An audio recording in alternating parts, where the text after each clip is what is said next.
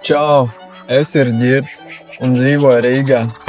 Esmu tāds čalīts, kuram padodas viss, tajā pašā laikā nekas. Nē, sākam savādāk. Es esmu atsācis nodarboties ar savu veco hobiju, radošie darbi. Bet ar ko lai sāk? Pēdējos gadus tikai skrēju un cilāju svarus. Man ir jāsāk pievērsties atpakaļ mākslai, atpakaļ pie pamatiem. Tas būs zīmols un papīrs. Šī viena līnija var radīt kontūru un pat noskaņu.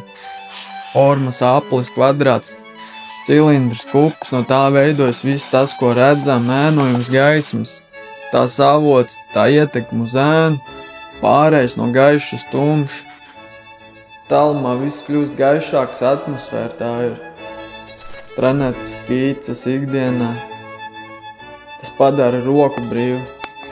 Jā, tas padarīs arī manu prātu brīvu. Tas viss ir saistīts.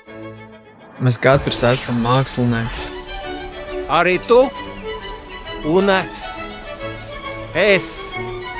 un tu. Divi vien šai pilsētā.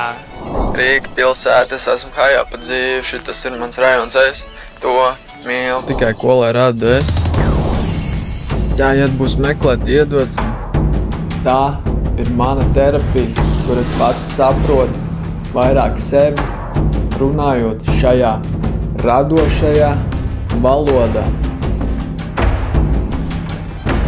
Tajā ieslīgstot domas kļūst klusākas un sirds vieglāk.